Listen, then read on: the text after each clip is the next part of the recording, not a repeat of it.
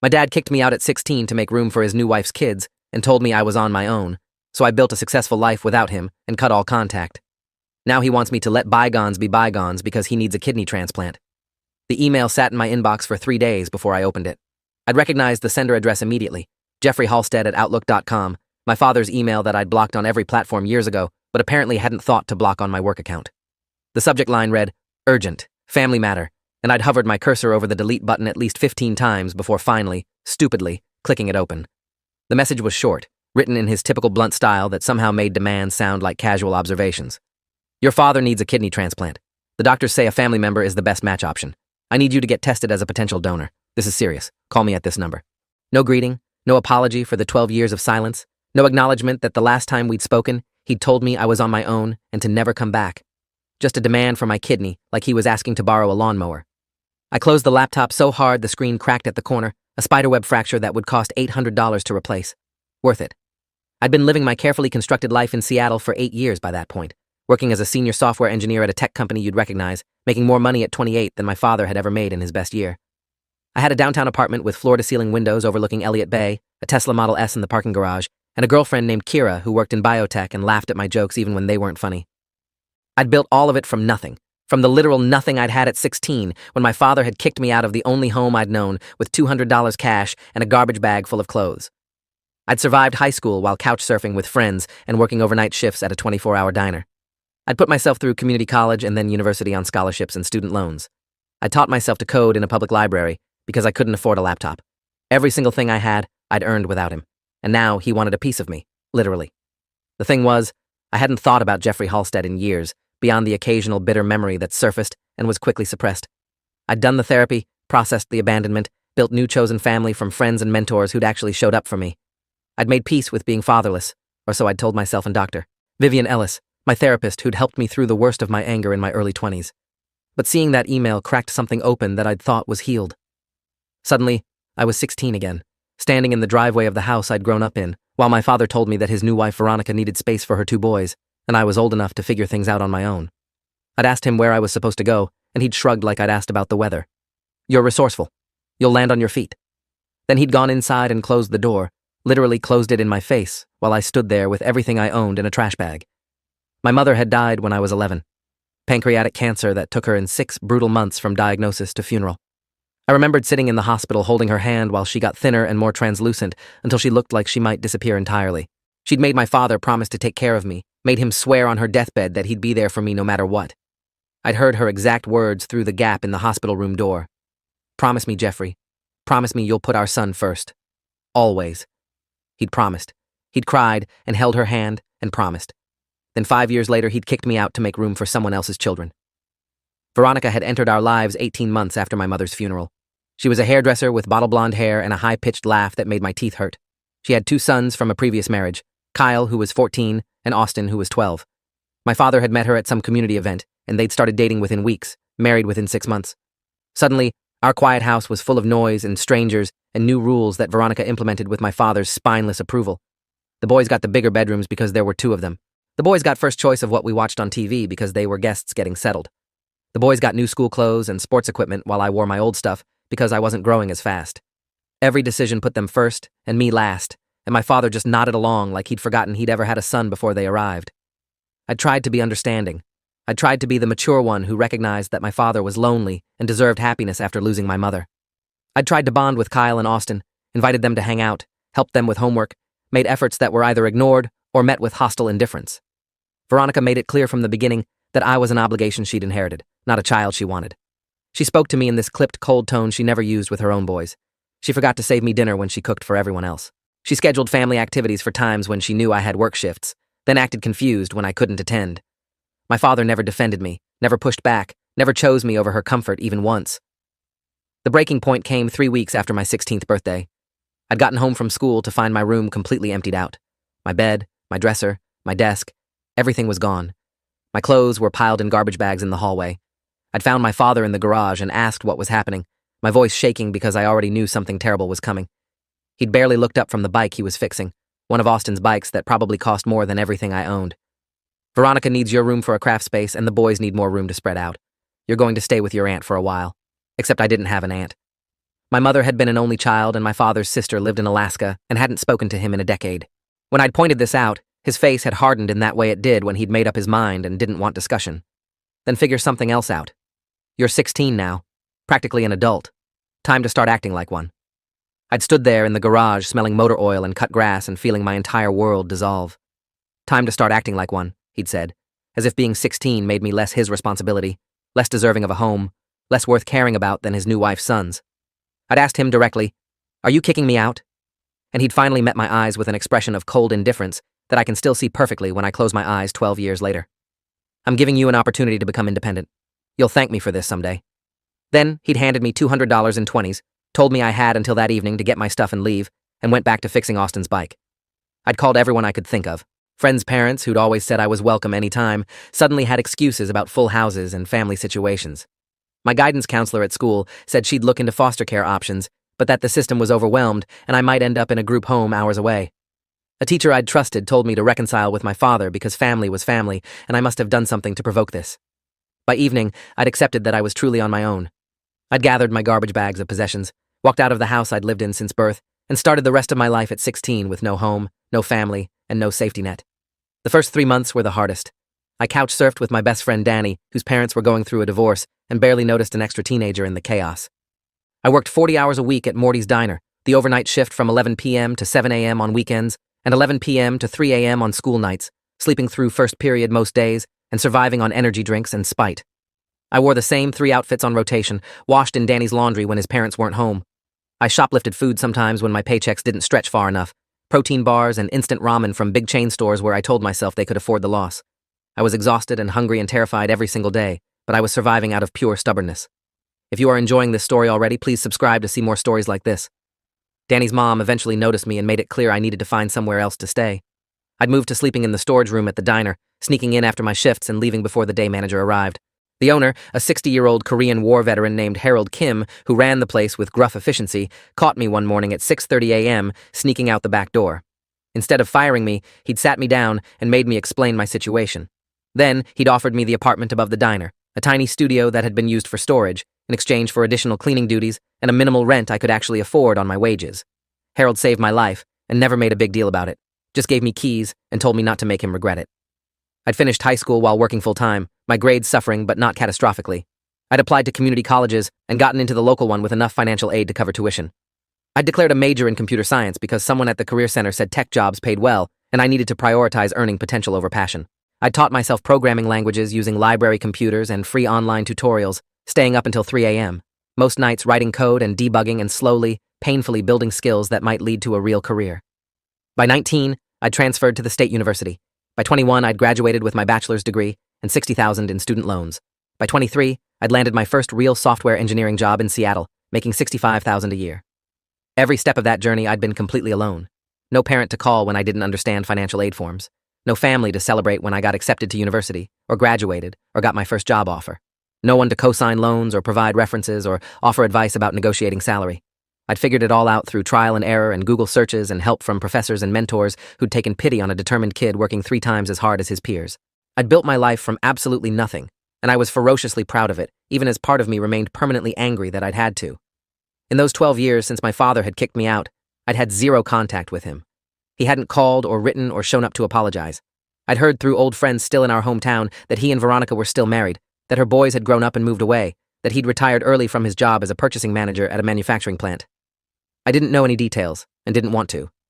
As far as I was concerned, Jeffrey Halstead was a stranger who happened to share some DNA with me, nothing more. I'd deliberately built my life 3,000 miles away to ensure I'd never accidentally run into him. And it had worked perfectly, until that email had arrived, asking for my kidney, like he had any right to ask me for anything. I'd showed the email to Kira that evening over dinner at our favorite Thai place downtown. She'd read it twice, her expression shifting from confusion to outrage. He hasn't talked to you in 12 years, and his first contact is demanding you donate an organ? That's insane. That's genuinely insane. What are you going to do? I'd told her I was going to ignore it, delete it, pretend it never happened. He made his choice when he kicked me out. I don't owe him anything, least of all a kidney. Kira had agreed immediately, but suggested I might want to talk to my therapist about it given how upset I clearly was. She was right. My hands had been shaking since I'd opened the email, and I'd barely touched my food. Dr. Vivian Ellis had an opening the next afternoon. I'd been seeing her monthly for maintenance after years of more intensive therapy working through abandonment issues and complex family trauma. She was in her late 50s, with silver hair cut in a practical bob and glasses that made her look like a kindly librarian. She'd been practicing for 32 years according to the diplomas on her wall and specialized in family systems and trauma recovery. When I'd explained about the email, she'd leaned back in her chair and asked me what I felt beyond the obvious anger. Underneath, what was I really feeling? I'd sat with that question for a long time before admitting the truth. Vindication. He needs me now after making sure I knew he didn't need me then. Part of me wants him to suffer the way he made me suffer. Dr. Ellis had nodded slowly. That's understandable. He hurt you profoundly, and now he's in a vulnerable position where you have power. The question is what you want to do with that power. Do you want revenge or closure or simply to maintain the boundaries you've built? I'd thought about it and realized I wanted him to know exactly how much damage he'd done. I wanted him to understand that I'd succeeded not because of him, but in spite of him. I wanted him to face the consequences of his choices. But I didn't know how to accomplish any of that without actually engaging with him, which felt like giving him exactly what he wanted. The second email arrived 5 days later, this time from an address I didn't recognize. Volstead68@gmail.com. Veronica. The message was longer and somehow more insulting than my father's. I know you and your father have had your differences, but family is family, and you need to step up and do the right thing. He's sick, and he needs help, and you're being selfish by ignoring him. We raised you and gave you a home, and this is how you repay us? Get tested for the transplant. Stop being a child and take responsibility. The audacity of her calling me selfish, of claiming they'd raised me when she'd actively pushed to have me removed from the home, of demanding I take responsibility when they'd abandoned me at 16, made my vision blur with rage. I'd drafted 17 different responses, each angrier than the last, before deleting them all and blocking her email address too. But the damage was done. The careful compartmentalization I'd built around my past was cracking. I found myself obsessively Googling my father's name, finding his Facebook profile that was set to private, but showed a profile photo of him and Veronica on some beach vacation, looking tanned and relaxed. I found Kyle's profile, which was public, and showed he was working as a personal trainer in California, married with a baby on the way. I found Austin's LinkedIn showing he'd gotten a business degree and was working in sales in Arizona. Both of them had lives that had moved forward smoothly, uninterrupted by trauma or abandonment. Both of them had been chosen over me. My work performance started slipping. I missed deadlines, zoned out in meetings, snapped at colleagues who didn't deserve it. My manager, a competent woman named Lisa Reynolds, who'd always been supportive, called me into her office after I'd submitted code with obvious errors that made it past review. Is everything okay? You've been off for the past 2 weeks. This isn't like you. I'd considered lying, keeping it professional, but something about her genuine concern cracked my composure. I'd explained the situation in broad strokes. Estranged father who'd kicked me out as a teenager now wanted me to donate a kidney, conflicted feelings, struggling to focus. Lisa had listened without judgment and then offered me 2 weeks paid leave to sort things out. Take the time. Get your head straight. The work will be here when you get back. I'd used the first week of leave to do nothing but stew in my apartment, alternating between rage cleaning every surface and lying comatose on the couch watching cooking shows without processing a single thing. Kira had tried to help, but eventually gave me space when it became clear I needed to work through this alone. By the second week, I'd made a decision. I was going to go back to my hometown, not to give my father a kidney, but to confront him face to face after 12 years. I was going to make him look me in the eyes and acknowledge what he'd done. I was going to get my closure on my terms, then walk away forever knowing I'd said everything I needed to say. The flight from Seattle to Columbus took 5 hours with a layover in Denver. I'd booked it impulsively at 2 a.m. on a Wednesday, using airline miles I'd been saving for a vacation with Kira. I'd rented a car at the airport, a generic sedan that smelled like air freshener and previous renters, and driven the 90 minutes to my hometown in silence with my thoughts. The town looked exactly the same and completely different simultaneously. The same chain restaurants and gas stations, the same high school I'd barely graduated from, but everything slightly worn and faded like a photograph left in sunlight too long. I drove past Harold's diner and saw it had been converted into a vape shop. Harold had died 6 years ago according to his obituary I'd found online, and apparently no one had kept the business running. Another ghost from my past.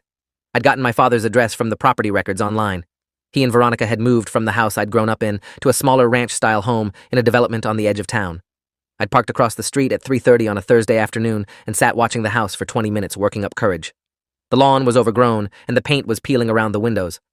An older model Toyota Camry sat in the driveway next to a minivan that had seen better days. Everything looked shabby and sad in a way that gave me no satisfaction.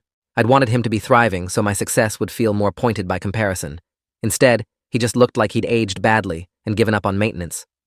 I'd finally walked up to the front door and knocked, my heart hammering so hard I could feel it in my throat.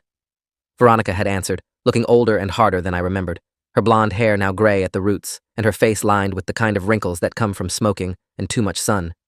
She'd recognized me immediately, and her expression had shifted from confusion to something like fear. "What are you doing here?" Her voice was sharp and defensive. I'd kept mine level with effort. "I'm here to talk to Jeffrey about his email." She'd hesitated, clearly wanting to slam the door in my face, but finally stepped aside. "He's in the living room. Don't upset him. He's very sick." The house smelled like cigarette smoke and microwaved food and something medicinal I couldn't identify. I'd followed Veronica through a cluttered hallway into a living room where my father sat in a recliner looking like a stranger. He'd lost maybe 50 pounds since I'd last seen him, his skin gray and papery, his eyes sunken. A dialysis machine sat next to the chair with tubes connecting to a port in his arm. He was watching a game show with the volume too loud and didn't look up when I entered. Veronica had practically shouted to get his attention. "Jeffrey, you have a visitor."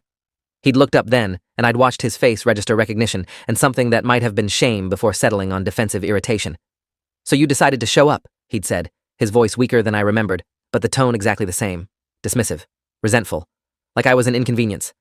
I'd stood there looking at the man who'd created me and abandoned me and felt absolutely nothing. No anger, no grief, no satisfaction. Just a hollow, empty space where complicated feelings should have been. "I came because you emailed asking for a kidney. I wanted to hear you say it to my face. I wanted to see if you could ask me for help after kicking me out 12 years ago without an apology." He'd had the decency to look uncomfortable for about 5 seconds before his face hardened. "I did what I had to do at the time. You were old enough to be independent, and Veronica's boys needed stability. I made the choice I thought was best for everyone. Best for everyone except me," I'd said. "You promised Mom on her deathbed that you'd take care of me. You promised her I'd always come first. Then you kicked me out at 16 to make room for someone else's children." He'd waved his hand dismissively like he was swatting away an annoying fly. "Your mother was emotional and sick. She didn't understand the complexities of blended families. I had to make difficult choices, and I made them. You survived. You turned out fine." That last statement had finally broken through my numbness and brought the anger flooding back. I turned out fine? I was homeless at 16. I slept in a diner storage room. I worked 40-hour weeks while trying to finish high school. I put myself through college alone with no support and $60,000 in debt. I built everything I have from nothing because you gave me no choice. Don't you dare tell me I turned out fine like you had anything to do with it." Veronica had jumped in then, her voice rising. "We gave you a home for 16 years. We fed you and clothed you and put a roof over your head. You're ungrateful and selfish, and you always have been. That's why Jeffrey had to make hard choices, because you were impossible to deal with." The revisionist history was breathtaking. I'd turned to face her directly. "You pushed him to kick me out so your precious boys could have more space. Don't pretend this was about me being difficult. This was about you not wanting to deal with someone else's child and my father being too weak to stand up to you." She'd started to respond, but I'd cut her off. "I'm not here to argue about the past. I'm here to tell you both that I'm not giving you my kidney. You made it clear I'm not family 12 years ago. You don't get to claim I am now just because you need something from me." My father's face had gone red, his hands gripping the armrests of his recliner. "You'd let me die because you're holding a grudge? What kind of person does that?" "The kind you raised," I'd said coldly. "The kind who learned that family means nothing and you can only count on yourself. You taught me that lesson very effectively." He'd started coughing then, a wet rattling sound that seemed to shake his whole body. Veronica had rushed to him with water and medications, glaring at me with pure hatred. "Get out. You've done enough. Get out of our house." I'd left without another word, walked back to my rental car, and sat in the driver's seat shaking with adrenaline and delayed shock. I'd driven to a hotel on the outskirts of town and checked in, needing time to process before the long drive back to Columbus Airport. In my room, I'd pulled out my laptop and done something I'd been avoiding. I'd Googled kidney transplant donation requirements. What I'd found had both surprised and infuriated me. Living kidney donors had to go through extensive medical and psychological evaluation. They had to be a willing volunteer without coercion. They had to be in excellent health themselves. The process took months of testing and evaluation. My father couldn't just demand my kidney and expect to get it. There were layers of institutional oversight specifically designed to prevent the kind of family pressure he was trying to exert. That night, I'd called Dr. Ellis from my hotel room, not caring that it was after hours. She'd answered on the third ring and listened to my account of the confrontation without interrupting. When I'd finished, she'd been quiet for a moment before asking if I felt like I'd gotten the closure I was looking for. I'd realized with surprise that I had. Seeing my father diminished and sick, hearing his pathetic justifications, watching Veronica's desperate attempts to manipulate me, all of it had crystallized something important. They were small, petty people who'd made selfish choices and were now facing consequences. I didn't need revenge because their lives were already their own punishment. I just needed to maintain my boundaries and move forward. But the situation wasn't over. The emails started arriving from other sources, people I hadn't thought about in years. A cousin on my father's side who I'd met maybe twice begging me to reconsider because family was important and holding grudges hurt everyone. A former neighbor saying she remembered me as such a sweet boy and couldn't I find it in my heart to forgive. Even my old high school guidance counselor, somehow tracked down and contacted by Veronica, sending a message about how organ donation was a beautiful gift and how I shouldn't let past disagreements prevent me from saving a life. Each message made my blood pressure spike and reinforced my decision. They were all being manipulated by my father and Veronica's sob story about the ungrateful son refusing to help his dying father. I'd returned to Seattle and immediately contacted an attorney, a family law specialist named David Thornberry, who came highly recommended by colleagues who'd gone through complicated divorces. He had 26 years of experience according to his firm's website and a reputation for aggressive but ethical representation. In our initial consultation, I'd explained the situation and asked if there was any way my father could legally compel me to donate a kidney or sue me for refusing. David had been very clear. Absolutely not. Organ donation is entirely voluntary.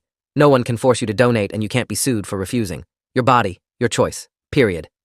That had been a relief, but I'd asked him to draft a cease and desist letter anyway, addressed to both my father and Veronica, demanding they stop contacting me directly or through third parties and making it clear I would pursue harassment charges if they continued.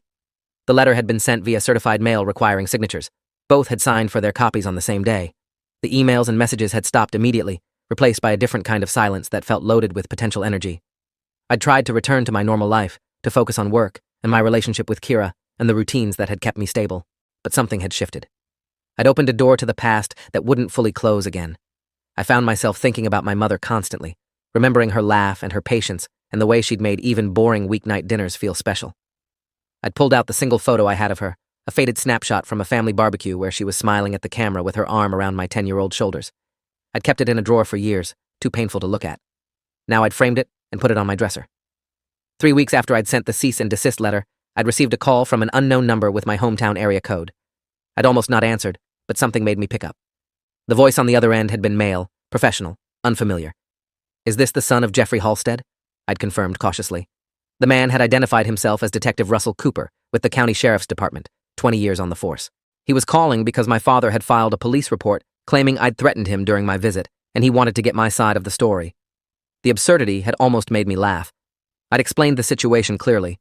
I'd visited my father to tell him in person I wouldn't donate a kidney. There had been raised voices but zero threats. I'd left when asked to leave.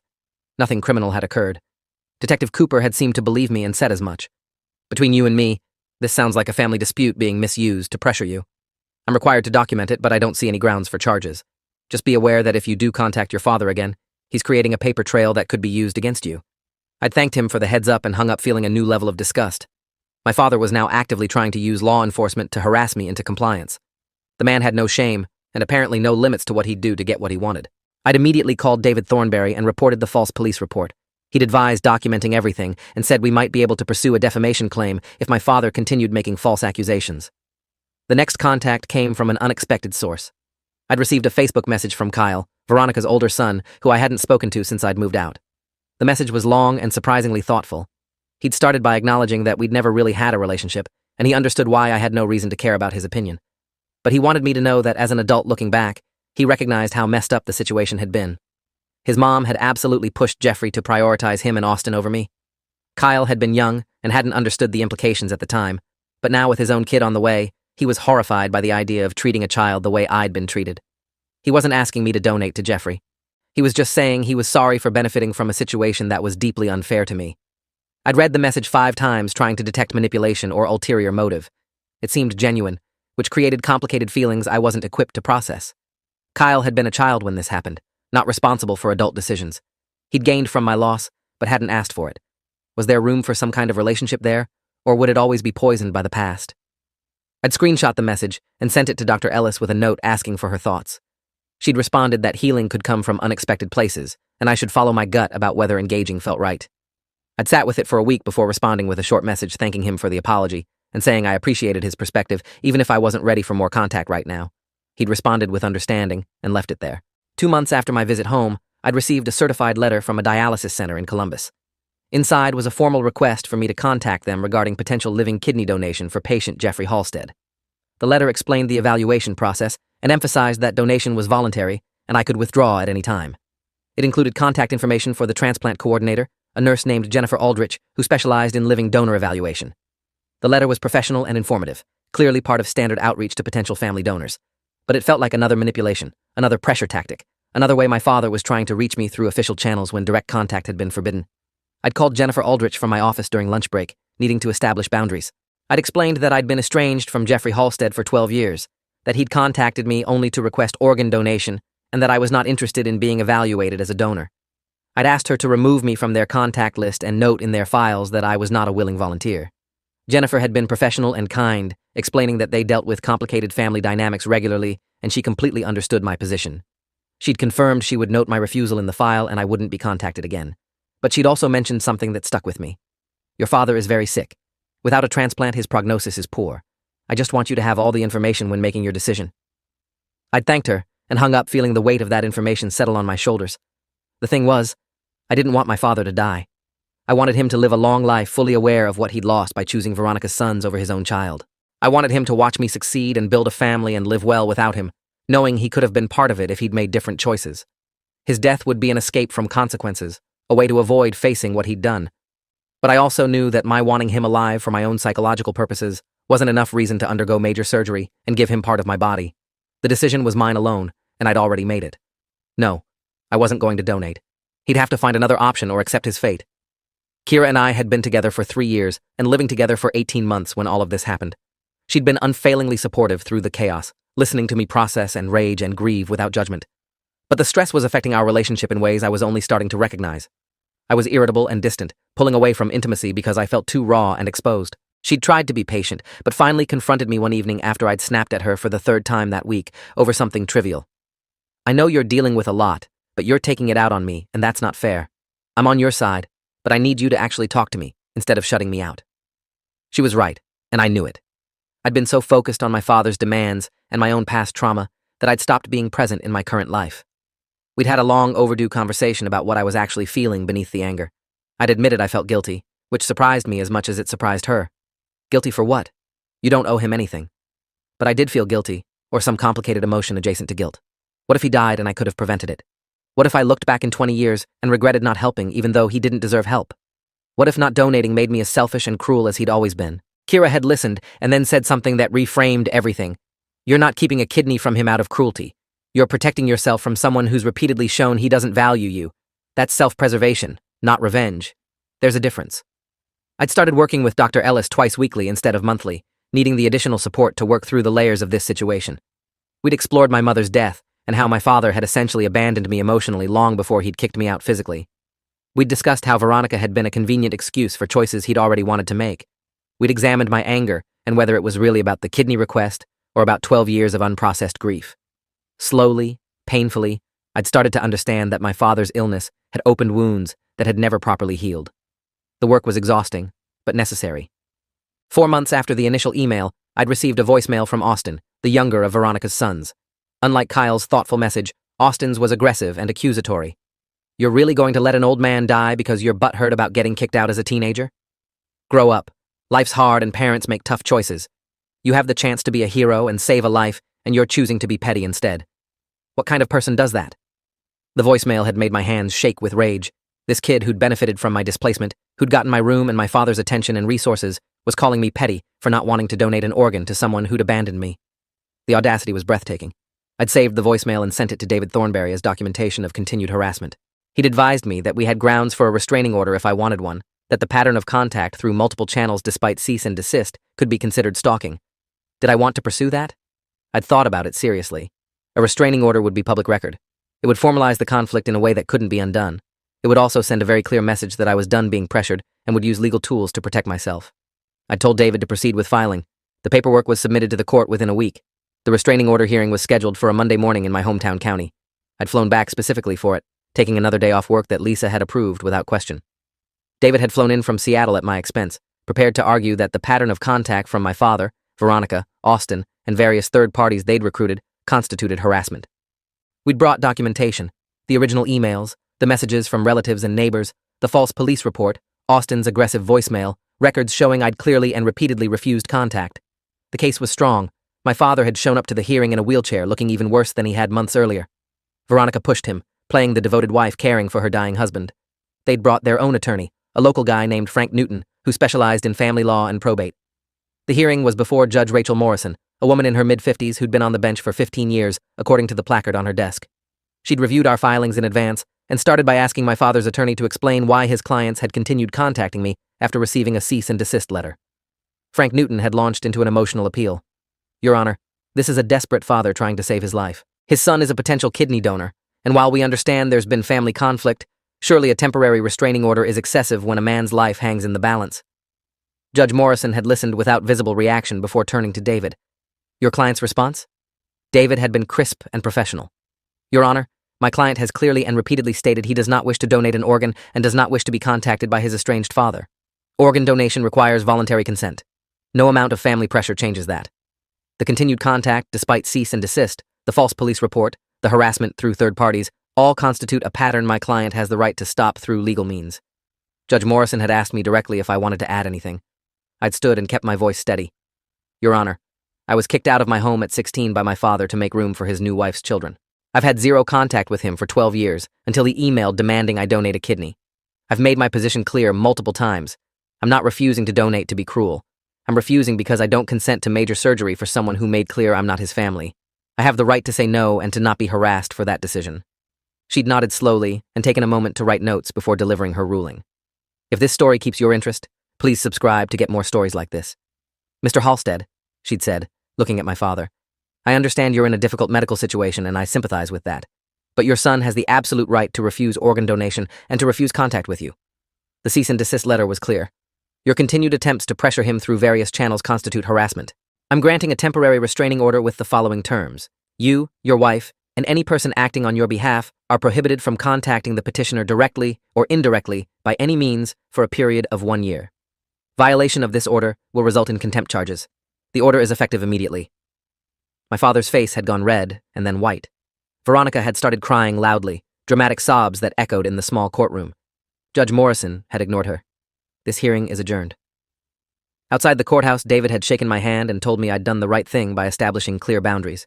The restraining order would give me breathing room to continue working on my healing without constant pressure. I'd thanked him and paid his invoice, several $1,000s that was worth every penny for the peace of mind. I'd flown back to Seattle that afternoon, feeling lighter than I had in months. The legal system had validated my position. I wasn't cruel or selfish for refusing. I was exercising my rights. But the victory felt hollow 2 weeks later when I'd received a call from Detective Cooper again. He'd sounded uncomfortable. I wanted to give you a heads up before you see it elsewhere. Your father gave an interview to the local news about his medical situation and his estranged son refusing to donate. It's airing tonight. They're framing it as a human interest story about the organ donation crisis. I thought you should know. I'd thanked him and hung up with my heart racing. My father was going public, trying to use media pressure to shame me into compliance. I'd watched the news segment online that evening, Kira sitting beside me on the couch holding my hand. The story was exactly as manipulative as I'd feared. My father in his wheelchair, oxygen tubes visible, talking about his health crisis and the shortage of kidney donors. The reporter, a young woman with carefully styled hair and sympathetic expression, asking about his family. My father's voice breaking as he explained he had a son who could potentially save his life, but they'd had a falling out years ago over a misunderstanding and now his son refused to even get tested as a donor. Veronica crying on camera about how hard it was to watch her husband dying when there was hope if only his son would forgive and help. The segment never mentioned that the falling out was him kicking me out at 16. Never mentioned the 12 years of no contact before his demand. Never mentioned my side of the story at all. It was pure manipulation, designed to make him look like a tragic victim and me like a heartless monster. The comments on the news station's website were predictably vicious. How could anyone refuse to save their own father? What kind of person lets family grudges override saving a life? The son should be ashamed of himself. Each comment felt like a knife, even though these people knew nothing about the actual situation. I'd contacted the news station's news director the next morning, explaining that the story was incomplete and biased. I'd offered to give my side for a follow-up segment. The news director, a man named Thomas Wright, who'd been in broadcast journalism for 28 years, had listened politely and said he'd consider it, but made no promises. 2 days later, he'd called back and offered me an on-camera interview if I was willing. They wanted to air both sides and let viewers judge. I'd agreed immediately, seeing an opportunity to finally tell the full truth publicly. The interview had been scheduled for the following week at a Seattle studio, easier than flying me back to Ohio. The reporter assigned was different from the one who'd interviewed my father, a veteran journalist named Angela Reeves, with a reputation for tough but fair coverage. She'd done her research, starting the interview by acknowledging she'd seen the original segment and wanted to hear my perspective. I'd told the whole story on camera, holding nothing back. My mother's death, my father's promise to her, his remarriage to Veronica, the gradual displacement, being kicked out at 16 with $200, 12 years of building a life alone, the email demanding a kidney from someone who'd made clear I wasn't family, the continued harassment despite my clear refusal. Angela had asked hard questions. Did I feel any obligation to help save my father's life regardless of the past? Did I worry I'd regret refusing if he died? Did I think organ donation should transcend family conflicts? I'd answered honestly. I felt obligation to protect myself from someone who'd repeatedly shown he didn't value me. I might feel complicated emotions if he died, but I wouldn't regret protecting my boundaries. An organ donation required enthusiastic consent, not coerced compliance from a son who'd been abandoned. The interview had been emotionally exhausting, but cathartic. I'd finally gotten to tell my side. The follow-up segment had aired 3 days later, intercutting my interview with the original footage of my father. The contrast was stark, his vague references to a misunderstanding versus my specific account of being kicked out as a minor, his teary manipulation versus my measured explanation of why consent mattered. The station had also included expert commentary from a medical ethicist at the University of Washington named Dr. Stephen Park, 15 years studying transplant ethics. He'd been clear that family pressure around organ donation was a serious ethical issue, and donors had to be completely willing, or the transplant shouldn't proceed. The response was immediate and divided. Some viewers maintained I should donate regardless of history because saving a life was paramount, but many others expressed outrage at my father's manipulation and support for my decision. The comments section became a debate about parental obligations, organ donation ethics, and whether family reconciliation should be conditional on life or death situations. Several advocacy groups for abandoned children and estranged families reached out asking if I'd be willing to share my story more broadly. I'd declined, not wanting to become a poster child for family estrangement, even though the cause mattered to me. The media coverage had one unexpected effect. I'd started receiving messages from other people who'd been through similar situations. Sons and daughters who'd been abandoned or abused or neglected by parents now facing medical crises and demanding help. Most of them were struggling with the same guilt and pressure I felt. Many of them were being told by family and friends that they were cruel for refusing to help. Reading their stories had been both heartbreaking and validating. I wasn't alone in this impossible situation. There were others navigating the same terrible choice between self-protection and social expectation. One message in particular had stuck with me. A woman named Lisa, 3 years older than me, whose father had been physically abusive throughout her childhood. He'd given her a skull fracture at 13 that required surgery. She'd gone no contact at 18 and built a peaceful life. Now he had liver failure and was demanding she donate part of her liver. Her family was calling her vindictive for refusing to help her abuser. She'd watched my interview and wanted to thank me for speaking out because it had given her permission to maintain her boundaries without guilt. Her message had made me cry, grateful that my pain could help someone else find strength. 6 months after the initial email, my father's medical situation deteriorated rapidly. I'd learned this through Kyle, who'd reached out again to update me without asking anything in return. Jeffrey had been hospitalized with complications from dialysis. His kidneys were failing faster than expected. He'd been moved up the transplant list, but donors were scarce, and his specific blood type and antibody profile made finding a match difficult. The doctors were giving him months, maybe a year at most, without a transplant. Kyle had emphasized he wasn't telling me to change my mind, just keeping me informed in case I wanted to know. I'd appreciated the respect for my boundaries. I'd sat with that information for days, examining my feelings. Did knowing my father was dying soon change anything? The answer was no. I still didn't consent to surgery. I still maintained that he'd made choices that forfeited his right to ask anything of me. I still believed that my bodily autonomy mattered more than his medical needs. But I also started thinking about what would happen after he died. Would I feel relief? Grief? Nothing at all? Would I attend his funeral or stay away? Would there be loose ends that would haunt me if I didn't address them now? I'd discussed all of this with Dr. Ellis, who'd suggested I might want to write a letter to my father, not to send necessarily, but to articulate everything I needed to say. I'd spent a weekend drafting it, pouring 12 years of anger and hurt and betrayal onto pages. I'd written about my mother's death and his broken promise, about the loneliness of being 16 and homeless, about putting myself through college while wondering why I wasn't worth his love, about building a successful life and wishing he could see it and know what he'd lost, about the kidney request and how insulting it was to be contacted only when he needed something. I'd written until my hands cramped and my eyes burned and everything was finally external instead of eating me alive from inside. When I'd finished, I'd read the letter to Kira, who'd cried and held me and told me I was the strongest person she knew. Then I'd done something unexpected. I'd mailed it. Not because I thought my father would read it and have some revelation, but because I needed to know I'd said everything that mattered. I'd sent it certified mail and tracked the delivery confirmation. Veronica had signed for it on a Wednesday afternoon.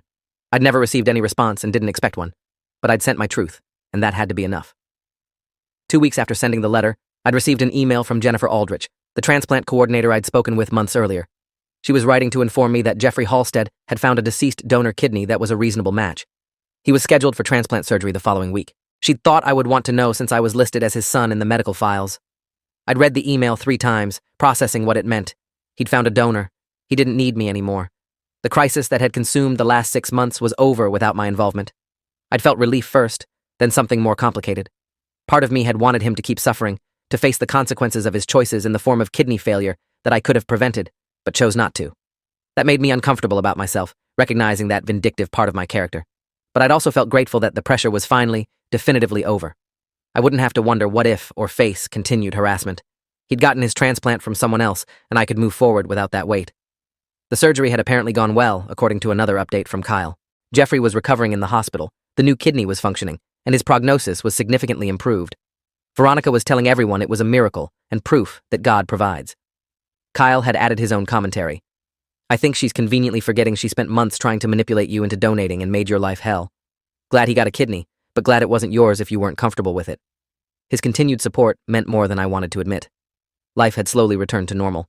I'd gone back to work full-time, my performance recovering with Lisa's patient support. Kira and I had worked through the strain the situation had put on our relationship, coming out stronger and more committed. I'd continued therapy but moved back to monthly maintenance sessions. The intensity had passed, and I was left with the ongoing work of healing from old wounds that had been ripped open and exposed. It wasn't comfortable, but it was necessary growth. 8 months after the initial email, almost a year into the whole nightmare, I'd received an unexpected call from my father. He'd violated the restraining order, which had technically expired by that point. I'd almost not answered, but curiosity had won out. His voice had sounded stronger than during my visit, but still weak. I wanted to thank you for the letter you sent. It helped me understand things from your perspective. I know I failed you. I know I broke promises I made to your mother. I don't expect forgiveness, but I wanted you to know I'm sorry. I'm genuinely sorry for the pain I caused. The apology had sounded sincere in a way that caught me off guard. I'd expected defensiveness, or justification, or more manipulation. Instead, he'd sounded like a man who'd faced his own mortality and finally looked honestly at his choices. I'd asked him what changed, why now, after 12 years and months of harassment, he was suddenly sorry. He'd been quiet for a long moment before answering. Almost dying puts things in perspective. The transplant gave me a second chance at life, and I've been thinking about what I want to do with it. I can't change the past, but I wanted you to know I see what I did wrong. You deserved better. Your mother would be ashamed of me. We'd talked for 30 minutes, the longest real conversation we'd had in over a decade. He'd asked about my life and actually listened to the answers. He'd told me he was proud of what I'd built, which felt both good and infuriating because where had that pride been when I was struggling? He'd said he understood if I never wanted a relationship with him, but hoped maybe someday we could talk occasionally, no pressure. I'd been non-committal, saying I needed to think about what I wanted. The call had ended with an awkward goodbye and a promise from him to not contact me again unless I initiated. I'd processed the call with Dr. Ellis, who'd pointed out that my father's apology didn't obligate me to forgive or reconcile. I could acknowledge he'd apologized and still maintain my boundaries. Forgiveness was a gift I gave myself, not him, and only if and when I was ready. I'd sat with that framework for weeks, examining whether I wanted any form of relationship with my father moving forward. The answer was complicated. I didn't want to pretend the past hadn't happened or rebuild the father-son relationship we'd never really had. But maybe I could have occasional contact, supervised and boundaried, just to see if he'd genuinely changed or if this was another manipulation. I'd called him 2 months later, on what would have been my mother's birthday. We'd talked about her, sharing memories, and for the first time in my adult life I'd felt like we were connected by something other than resentment. It wasn't forgiveness, and it wasn't reconciliation. It was just two people acknowledging shared history and loss. We'd started talking monthly after that. Brief calls that never went deep, but maintained a thread of connection. Veronica was never mentioned and never involved. This was between my father and me, whatever that would become. Kira and I got engaged a year after the kidney crisis had started, in a moment of clarity that the experience had taught me life was short, and I should build the family I wanted rather than mourning the one I'd lost. We'd planned a small wedding for the following spring, just close friends and chosen family. I'd had to decide whether to invite my father. After extensive discussion with Dr. Ellis and Kira, I'd decided yes, but with conditions. He could attend the ceremony but not the reception. He would not walk me down the aisle or give any toast or participate in any traditional father of the groom roles. He would simply be a guest acknowledging my important day. He'd accepted those terms without complaint. The wedding day had been perfect in the way that mattered most. It was entirely about Kira and me and the life we were choosing to build together. My father had sat in the back row, alone since Veronica wasn't invited. He'd cried during the ceremony and shook my hand afterward, telling me he was happy for me. Then he'd left quietly, as agreed. It wasn't closure, but it was something. An acknowledgement that we were both trying, in our limited ways, to find a path forward that honored the damage while not being entirely defined by it. 2 years after the initial email, I'd achieved something I'd been working toward since college. I'd started a nonprofit organization focused on supporting teenagers aging out of foster care or experiencing homelessness due to family abandonment. The organization provided emergency housing, educational support, job training, and therapeutic services. I'd funded it initially with my own savings and then expanded through grants and donations. We'd helped 36 young people in our first year, giving them the support I desperately needed at 16 and never received. The work was healing in ways I couldn't have predicted, transforming my pain into purpose. Kyle and Austin had both reached out as the organization grew, asking if they could volunteer or donate. Kyle had been genuine in his continued remorse and wanted to help. Austin had apparently had his own reckoning with the past and wanted to make amends. I'd accepted their help cautiously, allowing them to fundraise and volunteer, but maintaining professional boundaries. We would never be brothers, but we could maybe be allies in helping others. That felt like enough. My father's health remained stable with his transplanted kidney. We'd maintained our monthly calls, and I'd even visited him once, a brief afternoon meeting at a neutral restaurant where we'd talked about his life and mine without diving into the painful past. Veronica was divorcing him, apparently having decided a sick husband wasn't worth the effort once the immediate crisis passed.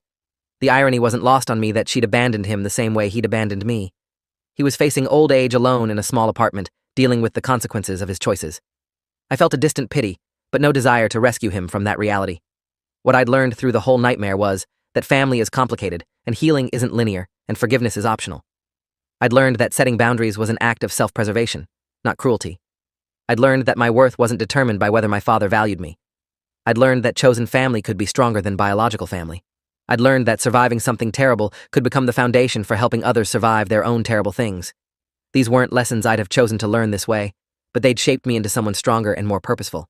On the 3rd anniversary of that initial email asking for my kidney, I'd sat down and written another letter. Not to my father this time, but to my 16-year-old self, the kid standing in a driveway with a garbage bag full of belongings and nowhere to go.